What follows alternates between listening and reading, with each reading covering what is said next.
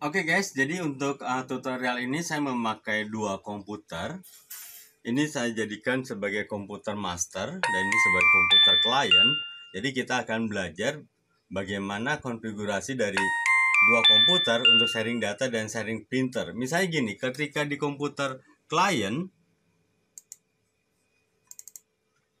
nah di master ini, misalnya ini folder yang akan kita sharing, klik kanan, properties, lalu klik sharing, nah share. Seperti ini. Juga untuk map networknya di komputer yang ini, terus terang saya memberikan map networknya cukup banyak. Jadi kalau misalnya filenya sudah penuh, kita membagi dan sharing satu hard disk, satu drive, itu agak sedikit sulit. Tapi mau nggak mau saya membagi folder-folder yang memang sering saya pergunakan untuk bekerja dengan dua komputer ini.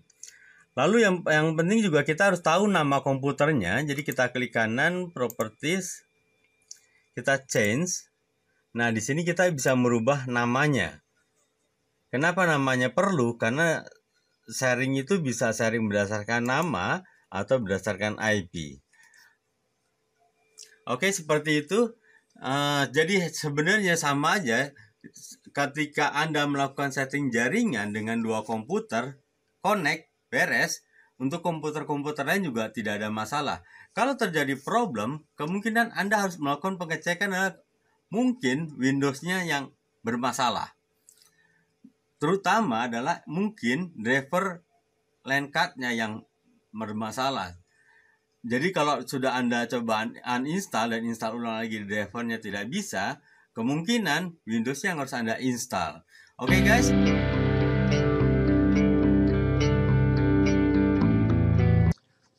Oke guys, kali ini kita akan belajar mengenai setting jaringan software. Bagian yang kedua. Jadi di sini kita akan lebih belajar mengenai bagaimana setting dan konfigurasi di Windows 10.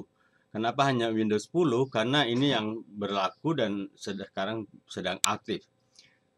Saya sengaja memakai slide supaya tidak ada yang terlupa dan supaya materi yang saya berikan itu lebih sistematis. Oke, yang pertama kita coba cek device manager, apakah driver LAN card-nya sudah terinstall atau belum. Jadi di sini kalau misalnya di device manager ini ada tanda tanya atau tanda seru, berarti belum keinstall drivernya. Nanti cara install drivernya ada di tutorial saya, bagaimana setting driver. Lalu yang kedua, kita coba cek TCP IP-nya, apakah perlu diisi manual atau otomatis. Jadi ini bentuknya relatif karena tergantung dari bagaimana setting routernya. Kalau setting routernya dibikin dinamis, yaitu akan mempermudah untuk kita. Ya, jadi setting driver ini dan juga TCP IP ini hal yang mendasar yang memang harus kita pahami.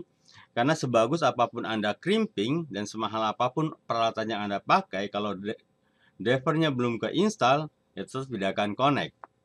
Cek send and receive-nya. Jadi kalau misalnya receive-nya 0, jadi send itu mengirim, receive itu menerima, kemungkinan ada TCP IP-nya belum benar, atau kemungkinan LAN card-nya rusak, atau kabel RJ45-nya ada yang tidak betul. Biasanya itu di nomor 8 ya, warna coklat. Jadi ini harus kita cek satu persatu. Memang yang mudah nanti kita juga punya kabel yang pasti connect. Kita cek TCP IP-nya, karena kalau setting routernya dibikin statik, ya mau nggak mau kita harus mengisi. Kita bisa lihat di sini setting konfigurasi standar IndiHome. Biasanya default 192.168.1.10. Gateway-nya 192.168.1.1. Memang nanti kalau merek Huawei biasanya 192.168.100.1. Jadi ini kita harus cek dulu di tempat tersebut, lalu DNS-nya. Nah guys, bisa lihat kalau misalnya kita datang ke satu tempat, lalu tempat itu baru pertama kali kita pegang, kita bisa lihat di komputer sebelah, komputer lain yang memang connect internet, kita bisa cek IP-nya berapa, lalu kita coba isi. Yang pasti dan harus kita pahami adalah subnet mask-nya, gateway, dan DNS ini sama dalam satu ruangan atau satu gedung yang koneksinya sama. Nah, yang membuat berbeda adalah di IP address komputer. Jadi ini IP address komputer. Misalnya komputer 1, 192.168.1.10. Maka komputer berikutnya adalah 192.168.1. Misalnya 11, 12 dan seterusnya. Nah, kalau itu tergantung dari ISP-nya. Jadi kalau ISP-nya IndiHome atau First Media atau merek publik itu biasanya dibuat otomatis. Yang harus kita pahami bersama adalah dalam satu jaringan, kalau misalnya dibuat otomatis, itu baiknya otomatis semua. Kalau dibuat dinamis, dinamis semua. Kenapa? Karena kalau misalnya gini, PC A dibuat statik 192.168.1.10. Lalu PC B dibuat dinamis. Bisa connect dua-duanya karena setting routernya adalah dinamis.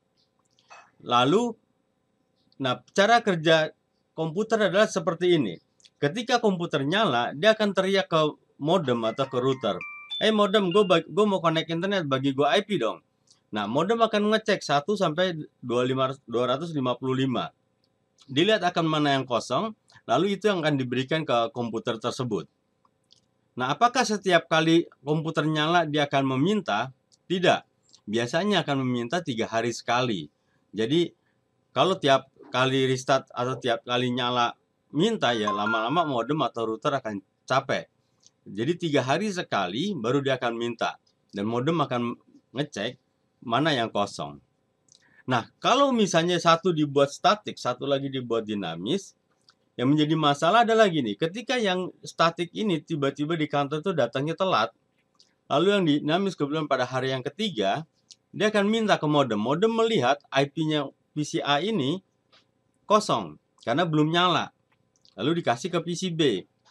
Lalu misalnya jam 11 siang yang punya komputer A ini baru datang dan dia menyalakan komputer. Akhirnya IP-nya konflik. Begitu guys. Oke, sekarang kita mengenai setting network. Ini sebenarnya agak lebih mudah di Windows 7, 8, 10 itu konfigurasinya hampir sama. Nanti hanya ada perbedaan-perbedaan dikit. Ketika Anda baru menginstal atau baru connect, biasanya akan muncul set network location. Jadi nanti ada pilihan home network, work network, atau public network. Sebenarnya apa yang kita pilih juga tidak sebuah problem, tapi kita bisa paham domain pada Microsoft 7, Windows 7 atau Windows 10 secara otomatis akan mendeteksi pada saat komputer terhubung dalam jaringan. Jadi ini tidak perlu kita isi. Lalu public berbeda dengan domain, semua kategori jaringan dianggap terbuka bagi umum. Jaringan ini mungkin koneksi langsung ke internet di tempat fasilitas umum seperti bandara, kedai kopi, hotel, dan lain sebagainya. Lalu privat, jaringan dikategorikan tertutup jika pengguna memang menghendakinya. Hanya jaringan yang berada di belakang gateway bisa disebut jaringan tertutup. Tapi banyak juga orang yang mengatakan jaringan dalam rumah atau usaha kecil termasuk dalam istilah ini. Jadi sebenarnya kalau misalnya kita di rumah lalu kita buat public juga sebenarnya bukan sebuah masalah. Oke, sekarang sharing data dan printer. Oke guys, sekarang gini, kita coba lihat lagi ke atas. Bagaimana cara mengecek device manager? Caranya adalah di PC kita klik kanan properties. Jadi di komputer ada banyak cara, ini salah satu cara yang kita pergunakan. Lalu di sini kita lihat ada tulisan device manager. Nah, di sini kita bisa lihat kalau misalnya di sini ada tanda tanya atau tanda seru berarti drivernya belum keinstall. Oke guys. Lalu bagaimana kita melihat IP-nya? Di sebelah kanan ini kita klik Open Network Internet Setting. Lalu Network and Sharing Center, Ethernet. Nah, di sini kita bisa lihat IP-nya. Nah, kalau misalnya kita mau isi, kita lihat di TCP/4, lalu klik Properties. Nah, ini berarti di komputer, di jaringan di tempat saya, dinamis. Artinya tidak perlu diisi. Dia sudah bisa connect, sudah terisi IP-nya. Oke guys. Oke, sekarang bagaimana sharing data dan printer? Kita bisa lihat di Open Network Setting, lalu ke Network Sharing Center. Nah, ini bisa berbeda. Ini sama-sama Windows 10, settingan atau tempatnya sendiri berbeda. Jadi kalau yang sekarang saya pakai adalah versinya seperti ini. Ya, pakai yang versi 190.41508. Ini yang terbaru 2020. Jadi sama-sama Windows 10, tempatnya saja sudah beda. Nah, bagaimana kita tahu Windows 10 yang kita pakai? Caranya seperti ini. Guys, start ke setting, lalu ke sistem. Nah, di sini ada about. Nah, di bagian bawah ini ada Windows spesifikasi. Jadi kita bisa lihat pakai Windows 10 Pro versinya 2004, OS build-nya versi ini. Lalu spesifikasinya juga seperti ini. Oke, guys. Oke, setelah kita masuk ke sharing data dan printer, kita klik Change Advanced Sharing Setting. Lalu di All Network semuanya di on, kecuali password di off. Jadi sebenarnya begitu mudahnya di Windows 7, 8, 10 setting networknya semuanya di on, password di off. Setelah itu nanti baru kita klik save. Oke, sekarang cara setting data dan printer. Oke, sebelum kita masuk ke setting jaringan ini, kita harus cara merubah nama dan menyamakan workgroupnya. Klik kanan, properties. Nah, di sini kita bisa, ini nama komputernya, lalu ini nama workgroupnya. Jadi kita change, lalu change. Nah, di sini kita rubah nama komputernya, lalu nama workgroupnya. Jadi diusahakan dalam setiap jaringan itu sama. Kenapa komputer name-nya kita perlu tahu? Karena ketika sharing data atau sharing printer itu ada dua cara. Yang pertama, sharing berdasarkan nama. Yang kedua, sharing berdasarkan IP. Nah, kalau misalnya IP-nya dinamis, kita setting berdasarkan IP, ketika dia terjadi perubahan IP, maka tidak akan connect. Sehingga saya menyarankan ketika Anda mau merubah dan membuat sinkronisasi jaringan, itu lebih baik pakai nama, computer name, ketika di tempat tersebut IP-nya bersifat dinamis. Misalnya kita bisa lihat di sini.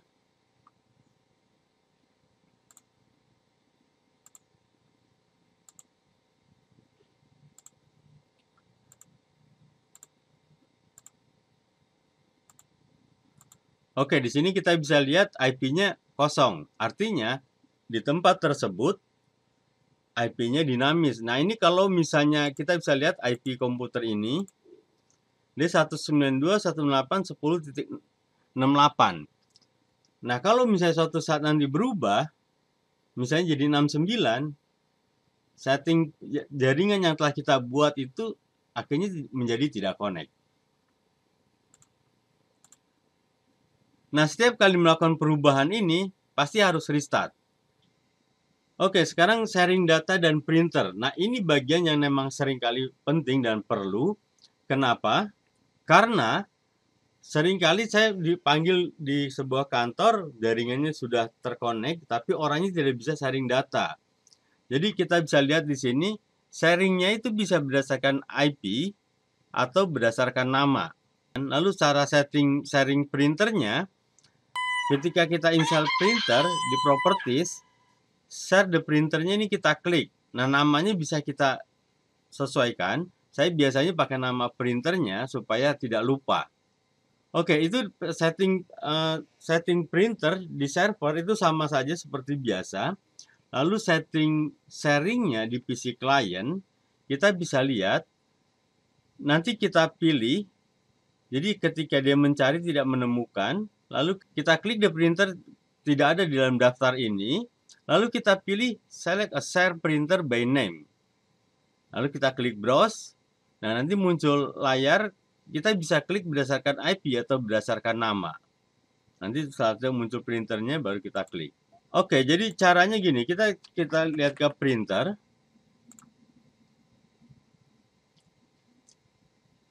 Lalu klik add printer.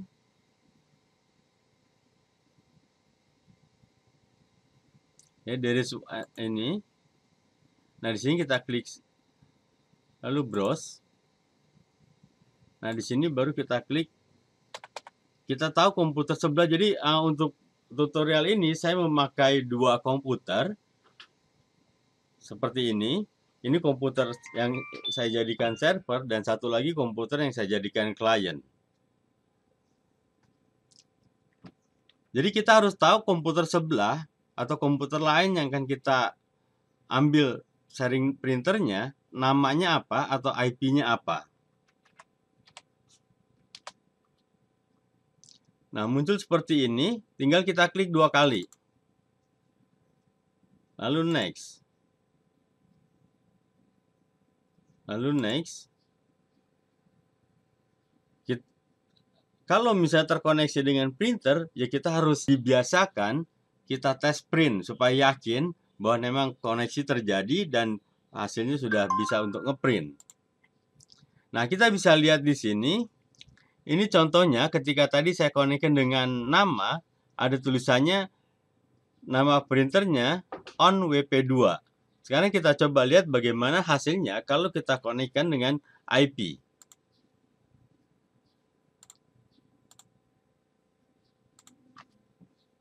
Ya, jadi jangan lupa di sini pakainya backslash. Jadi kalau slash itu larinya nanti ke web. Tapi kalau backslash itu larinya ke jaringan.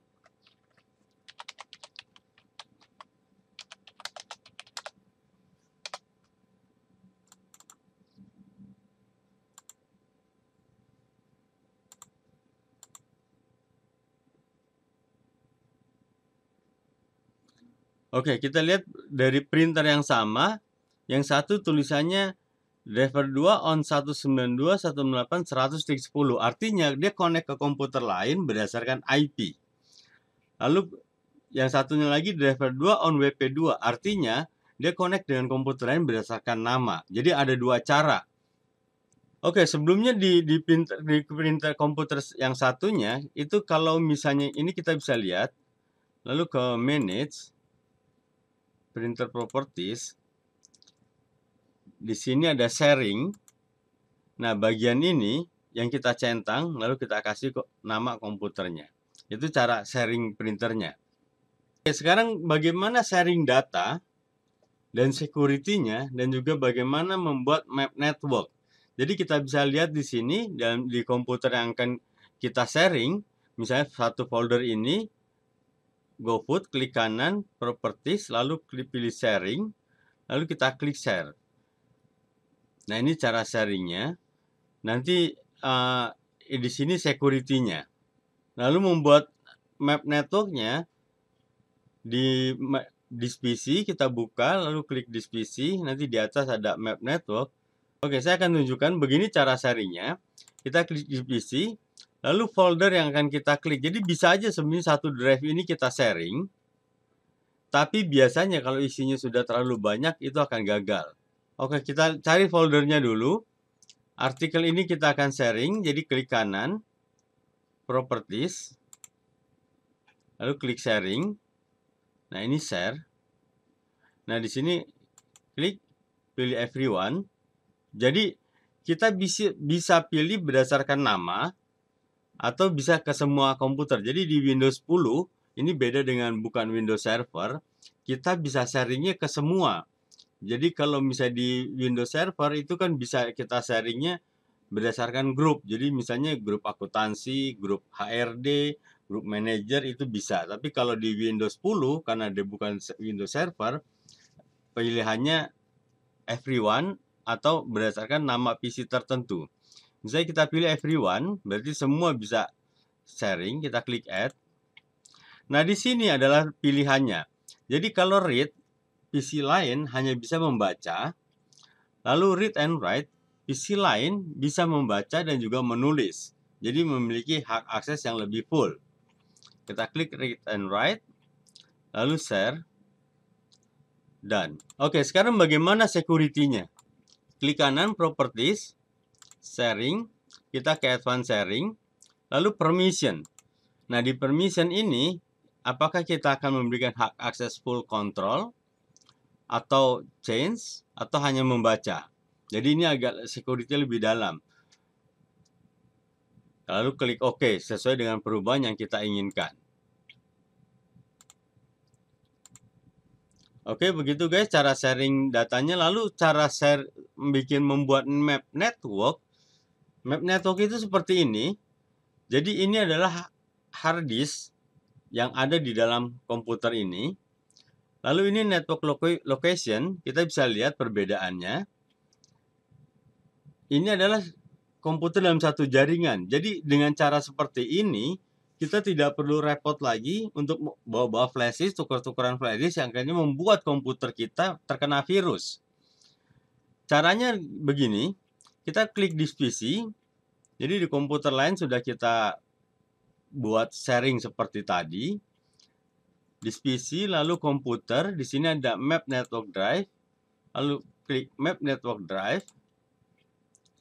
Nah, di sini browse hampir sama dengan cara sharing printer tadi.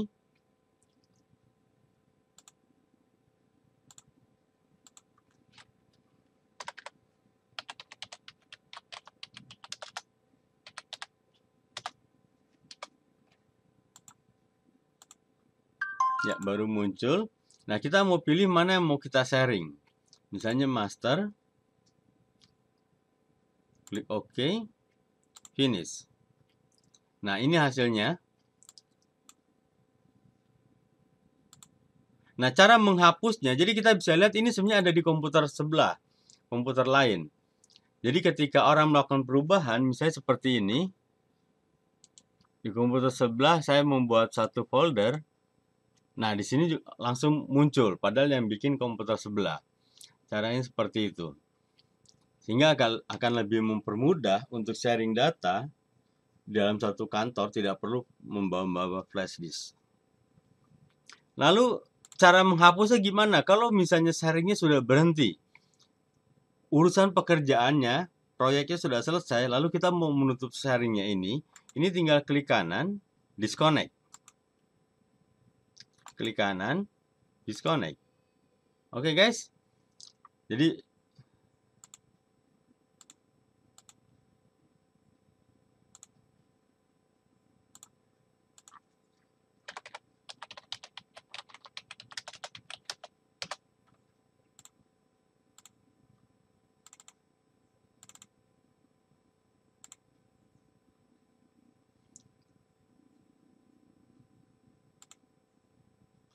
nama drive-nya kita bisa keinginan kita. Jadi misalnya di sebelumnya CDE segala macam, lalu kita bisa isi.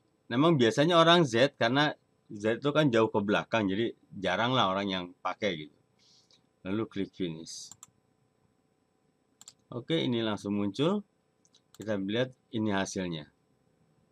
Begitu guys cara sharing data di Windows 10. Oke, saya pikir cukup jelas. Kita akan lanjut. Sekarang adalah pengecekan jaringan. Nah, pengecekan jaringan ini sebenarnya umum sejak Windows 95 pakai CMD. Jadi kita start run, lalu keluar menu run, lalu ketik CMD, lalu OK. Nanti muncul DOS prompt. Nah, kita ketik di sini ping 192.168 misalnya ke komputer lain. Nah, kalau RTO, kita coba cek kabel atau cek LAN card. Nah, kita juga bisa ping ke Google. Nah, kalau tidak bisa, mungkin masalah di modem atau masalah di ISP kita. Oke, sekarang saya akan berikan contoh seperti ini. Jadi Windows R, muncul run.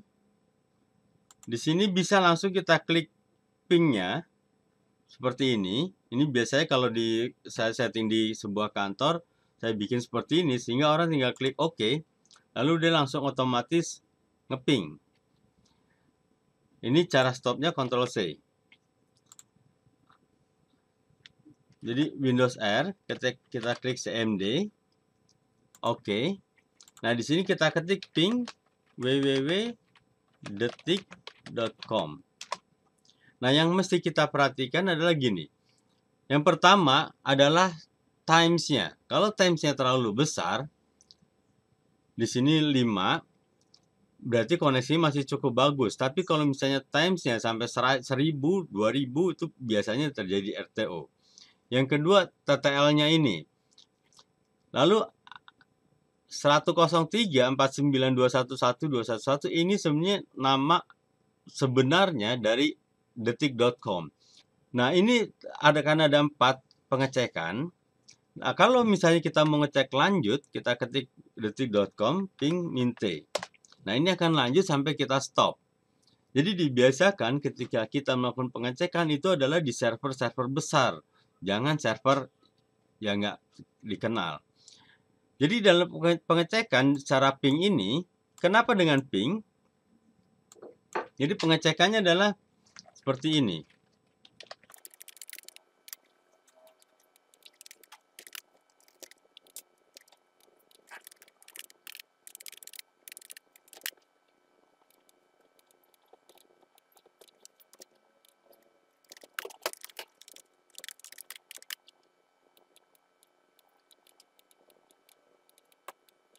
Oke, saya akan jelaskan kenapa saya buka sampai 4 CMD seperti ini. Yang pertama, ini saya sedang melakukan ping ke modem 192.168.100.1. Kita lihat timesnya, kita lihat TTL-nya. Kalau terjadi problem di sini, kemungkinan bisa jadi kabelnya ada masalah, atau mungkin LAN card-nya, atau mungkin hub-nya. Yang kedua, ping 192.168.110 ini adalah ping ke komputer sebelah. Jadi kita bisa lihat times-nya dan TTL-nya. Kalau terjadi masalah, kemungkinan bisa jadi hub-nya ada masalah atau kabelnya. Yang ketiga, saya melakukan tes ping ke www.detik.com. Kenapa detik.com? Ini adalah ada di servernya di lokal di Indonesia. Jadi kita melakukan pengecekan koneksi lokal Indonesia. Saya melakukan pengecekan di ping ke www.yahoo.com. Ini ada servernya di luar negeri. Jadi saya melakukan pengecekan koneksi ke luar negeri. Seperti kita ketahui ketika kita membeli bandwidth, itu ada perbedaan server ISP bandwidth lokal dan bandwidth luar negeri. Karena harganya pasti beda. Guys bisa cek nanti sendiri. Nah, kita bisa lihat di sini lokal itu untuk jaringan lokal, ping ke modem, ping ke komputer sebelah, timesnya hanya 1. Itu wajar, karena tidak ada beban. Sementara ping ke detik.com, servernya ada di luar, itu timesnya ada 5. Lalu ping ke luar negeri, ke yahoo.com, pingnya puluhan, 17, 20, sekian. Jadi itu wajar karena masih dalam batas-batas kewajaran sebuah koneksi. Kenapa kita harus buka langsung pengecekan 4 ini? Sehingga ketika terjadi problem, kita bisa tahu masalahnya ada di mana. Apakah di jaringan lokal, di tempat kita, di rumah, di kantor, atau di gedung tersebut, atau dari ISP-nya. Nah, kalau misalnya kita melakukan pengecekan ini oke, lalu keluar ada masalah, kita coba telepon ke ISP-nya. Mungkin ada masalah di jaringan. Kalau sudah ada masalah di ISP, ya tidak ada yang bisa kita lakukan kecuali berdoa. Dan juga ke yahoo.com. Begitu guys, ini cara pengecekan yang sangat valid. Kenapa saya bilang valid? Karena ini masih DOS PROM. Jadi kalau Anda melakukan pengecekan dengan browsing, itu pertama perlu waktu ketika loading, nggak connect. Yang kedua, bisa jadi browsernya masalah. Yang ketiga, bisa jadi Windows-nya bermasalah. Nah, ini adalah murni DOS PROM, sehingga ketika terjadi permasalahan di Windows-nya, di browsernya, dia tidak akan mempengaruhi pengecekan seperti ini. Oke guys, itu setting software dan pengecekan jaringan dalam sebuah rumah, kantor, atau gedung. Sekarang saya akan mencoba sharing beberapa troubleshooting di warnet atau kantor. Pertama, kalau koneksinya putus. Pertanyaannya adalah, apakah putus semua komputer klien? Kita cek koneksi dengan DOS, kita cek kabel dari modemnya ke hub, cek ke ISP apakah ada gangguan. Lalu pertanyaan yang kedua, apakah putus hanya satu komputer klien saja? Jadi semua bisa connect, hanya satu komputer yang nggak connect. Kita bisa cek koneksi dengan DOS, cek kabel dengan tester kabel, cek atau ganti LAN card, cek browsernya, mungkin Mozilla, Chrome, Opera, atau yang lainnya rusak atau bermasalah. Dan kita bisa cek apakah Windows-nya terkena virus. Jadi ketika cek kabel, ini sebenarnya kalau komputer di warnet atau ada yang di dekat agak lebih mudah. Karena kita bisa cek misalnya dengan komputer sebelah yang bisa connect internet, kita ambil kabelnya, colokin ke komputer yang kita pakai, apakah bisa connect. Kalau nggak bisa, baru kita cek kemungkinan LAN card-nya atau Windows. Lalu troubleshooting yang berikutnya adalah koneksi putus-putus atau nge-lag. Kita bisa cek atau tanya ke orangnya, apakah sudah memakai MikroTik sebagai pembagi bandwidth. Kalau belum, wajar terjadi tarik-menarik bandwidth antara komputer. Jadi MikroTik sebagai pembagi bandwidth, sebagai manajemen bandwidth yang handal, kalau misalnya tidak dipakai dalam satu kantor atau komputer jaringan tersebut, maka akan terjadi tarik-menarik bandwidth. Kita coba cek tanya juga ke orangnya, berapa megabit bandwidth yang dipakai atau dibagi dalam setiap komputer. Apakah sudah ada memadai atau sudah overload? Misalnya gini, kita coba cek, tanya, pakai berapa bandwidth? Oh, 10 mega. Ada berapa komputer di sini? Cuma 2 kok. Laptop cuma 2. Handphone, nah itu yang kadang-kadang orang cuma ngecek PC. Nah, handphone orang kadang ketika senggang bekerja, dia setel YouTube pakai handphone, itu nggak sadar juga makan bandwidth. Kita coba cek Windows-nya apakah terkena virus atau sistemnya ada yang error. Kita cek hardware-nya apakah ada masalah. Bisa LAN card, hard disk, mainboard, dan yang lainnya. Kita mengecek bandwidth seperti ini. Kita buka browser, lalu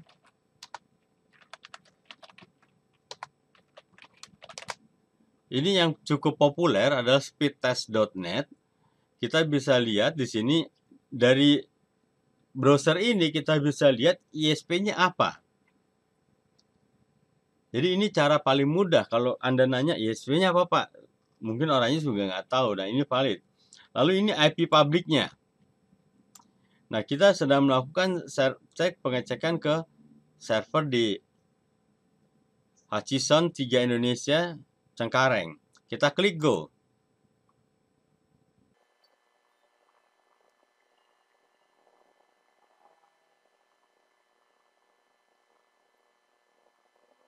Oke, dari sini kita bisa lihat pingnya 4, cukup bagus. Downloadnya 94,21, lalu uploadnya 23.